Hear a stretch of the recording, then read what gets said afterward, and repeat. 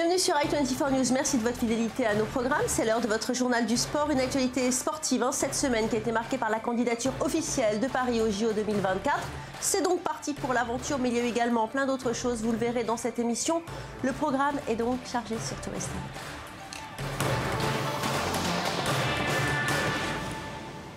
Et je vous propose de vous intéresser tout de suite à une association Natal. C'est une organisation à but non lucratif. Elle s'occupe de toutes les personnes qui ont subi des chocs psychologiques. C'est le cas, vous le savez, de beaucoup d'anciens combattants de l'armée d'Israël au programme.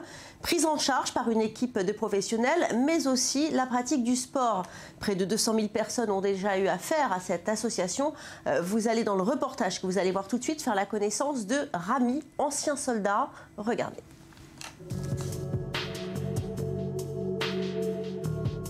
Des milliers de personnes à travers le monde souffrent de troubles de stress post-traumatique. Les cas sont nombreux, notamment parmi les anciens militaires. Rami Youlzari est un ancien soldat de Tsahal, l'armée israélienne. Pendant son service actif, il a souvent été confronté à des situations difficiles. On lui a tiré dessus à plusieurs reprises. Il a également été réserviste pendant de longues années. Pour éviter de sombrer psychologiquement, Rami s'est impliqué avec l'association Natal, le centre israélien des victimes du terrorisme et de la guerre. J'ai essayé de m'en tirer seul, mais il y a 3 ans, j'ai rencontré les gens de Natal et après quelques mois, on a créé un groupe pour courir ensemble. Je dois admettre que je savais exactement ce que je voulais faire, mais personne ne savait si cela marcherait. Les premiers 6 mois, j'avais toujours peur. Je sais ce que c'est de vivre avec un traumatisme. J'avais peur que les gens arrêtent de venir, mais ils sont toujours venus. Natal est une organisation à but non lucratif qui se consacre à aider toutes et tous qui souffrent de troubles post-traumatiques. Créée en 1998, ses membres s'occupent depuis de tous ceux qui en ont besoin à travers Israël. Nous avons aidé près de 200 000 personnes à travers le pays. Nous sommes très actifs, que ce soit en temps de paix ou de guerre. Nous avons une grande mission, aider les gens, et ça vient du cœur. Le groupe de Rami se réunit pour des footings toutes les semaines, mais aussi pour des courses organisées. Mais ce qui marque le plus, c'est le bel esprit qui règne. Nous créons ici le même état d'esprit que chaque Israélien a lorsqu'il rejoint l'armée. Ce sont tes meilleurs amis, ils le seront jusqu'à la fin.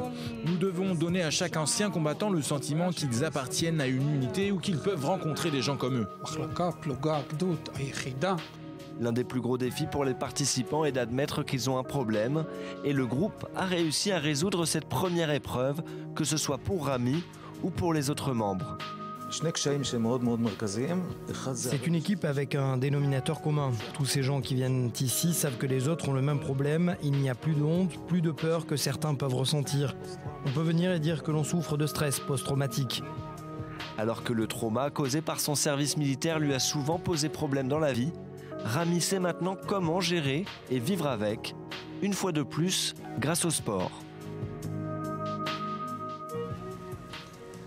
Et c'est l'heure de votre rendez-vous hebdomadaire avec les meilleurs sportifs, les plus belles images, les meilleures performances. Je vous laisse en compagnie de Nico Rosberg, Alex Rodriguez, Andy Murray et Roger Federer. Vous allez voir, ça décoiffe tout de suite. C'est en musique et en images avec Michael Friedman.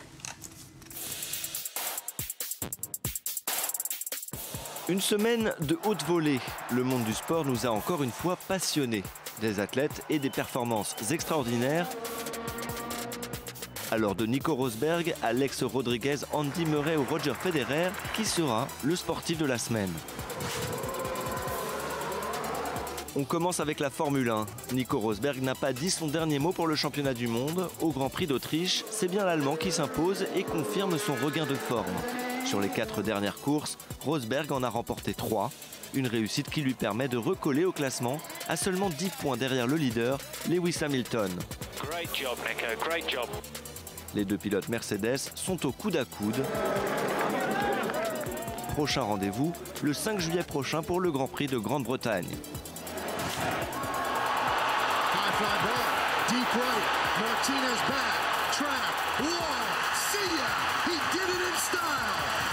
On enchaîne avec du baseball. Alex Rodriguez, le joueur des New York Yankees, a fait son entrée dans le club des joueurs ayant frappé 3000 hits grâce à un superbe home run face aux Detroit Tigers.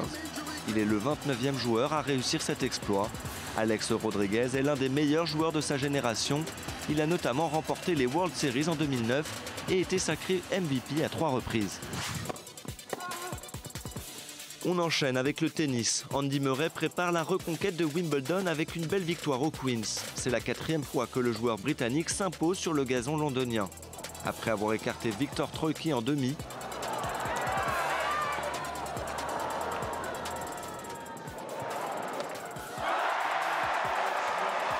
le numéro 3 mondial a montré toute l'étendue de son talent en finale face à Kevin Anderson pour s'imposer 6-3, 6-4 et empocher le 34e trophée de sa carrière.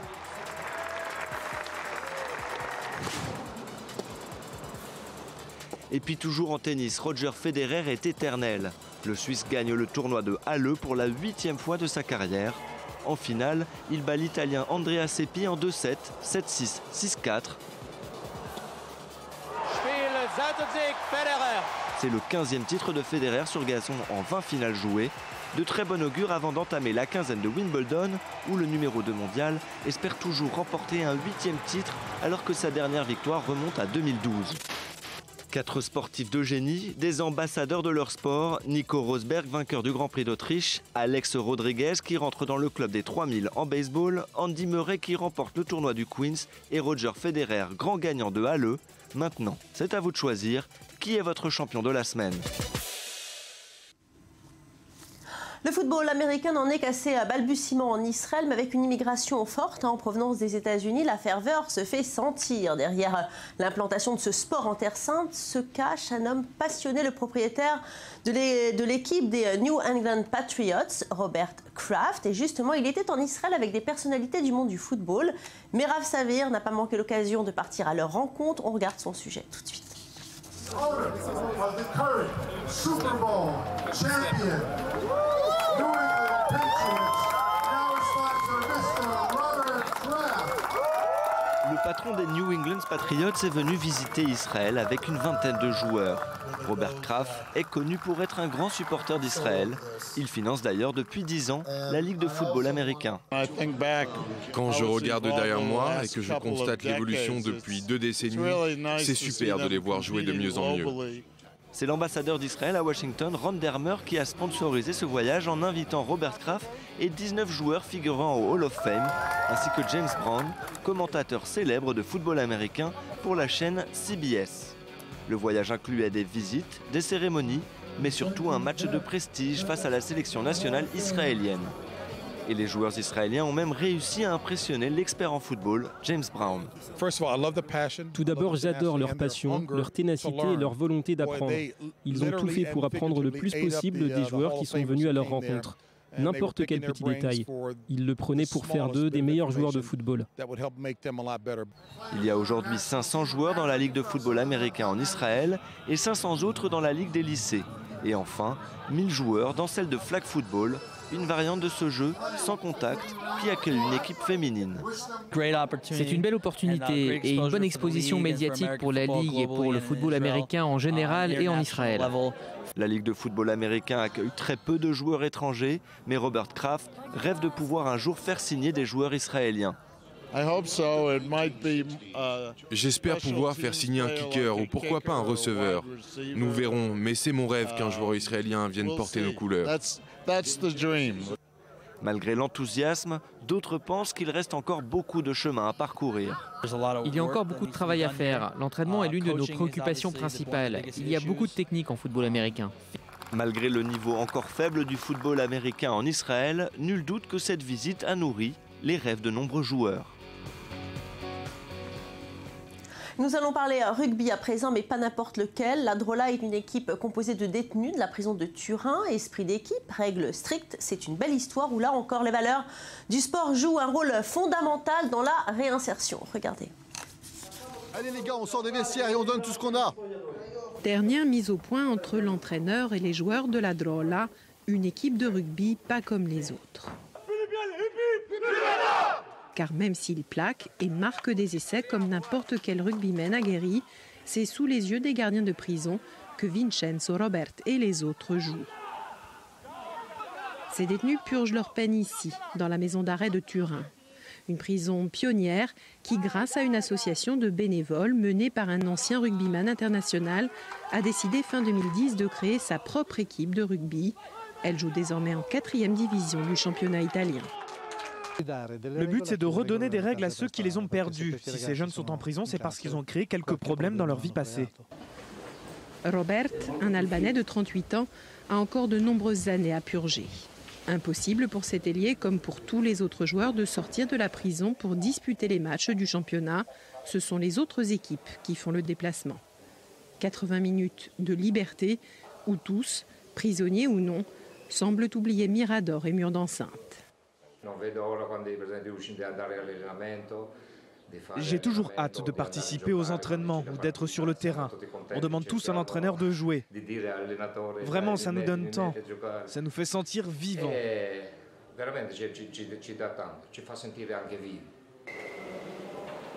Une véritable école de la vie aussi pour tous ces jeunes dont le destin a un jour basculé.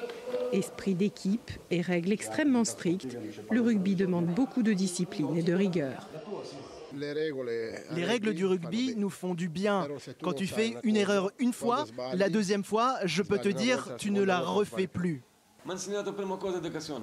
La première chose que le rugby m'a appris, c'est l'éducation. Être bien élevé, posé et calme. Car avant, j'étais plus nerveux. Depuis sa création, la Drôle a vu défiler quelques 65 joueurs, dont environ la moitié sortis de prison. Une quinzaine de ces ex-détenus continuent à jouer, dont 2 dans des équipes professionnelles. Une immense satisfaction pour les instigateurs du projet, soutenus financièrement par un sponsor privé et des fondations à but social, même si la route de la réinsertion promet d'être longue. Pour 30% de ces jeunes, on ne sait pas ce qu'ils feront après. Et c'est un peu le maillon faible de ce projet. Que feront-ils après, une fois sortis? Mais si on donne à tous la chance de comprendre qu'on peut vivre sans commettre de crimes, alors peut-être que nous aurons déjà rempli une mission sociale. Mission réussie, à en croire les mines réjouies de tous ces détenus. Heureux bien sûr d'avoir battu l'équipe adverse et de s'être hissé à la 3e place du classement. Mais heureux surtout d'avoir été l'espace d'un match, des joueurs, des hommes comme les autres. Et les premiers Jeux européens se sont ouverts le 12 juin dernier à Bakou sur un fond de controverse autour de la question des droits de l'homme. Autre sujet politique, la présence d'athlètes arméniens ou d'origine arménienne. Depuis leur guerre dans les années 90, l'Azerbaïdjan et l'Arménie se détestent. Alors pour les 2 lutteurs d'origine arménienne de l'équipe de France de lutte, le voyage à Bakou n'a pas été facile. Regardez.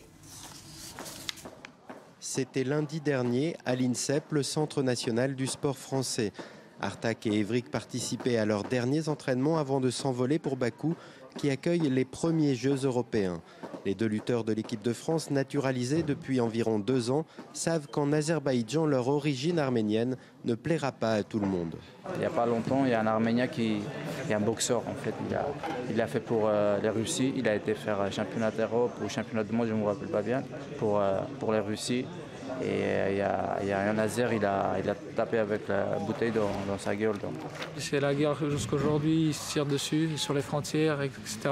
On n'entend pas parler dans le monde, mais vu que c'est nos origines, donc on suit un peu les actualités là-bas. Et donc il y a toujours des tirs, il y a toujours des morts. Et après je me dis bien qu'on ne sait jamais si je tombe par exemple sur des parents d'un soldat qui est décédé, quoi, ou la famille d'un soldat décédé par les Arméniens. Donc, je me fais un peu des films peut-être, mais c'est pas très loin de la réalité non plus. Arrivés mardi à Bakou, les 2 lutteurs ont eu un petit coup de stress à l'aéroport. Contrairement aux autres membres de l'équipe de France, leurs passeports ont été retenus une vingtaine de minutes, de quoi renforcer leurs craintes. Après que tu sais qu'il y a un peuple qui déteste les Arméniens, donc c'est pas évident. Il faut faire attention. Par exemple, moi personnellement, à part descendre à aller manger, je fais rien d'autre et aller à la salle. J'ai essayé de croiser les gens le moins possible en fait. Parce que, disons, j'ai essayé d'esquiver tout le monde. Mais pendant la compétition, là, ils ne pourront pas esquiver les Azerbaïdjanais qui représentent pour eux un double défi.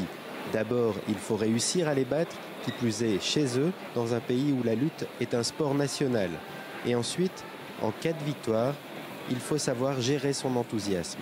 Si gagne, il va falloir montrer, il va falloir s'enflammer et montrer, même s'il lutte contre un Azeri, il va falloir en faire plus que d'habitude.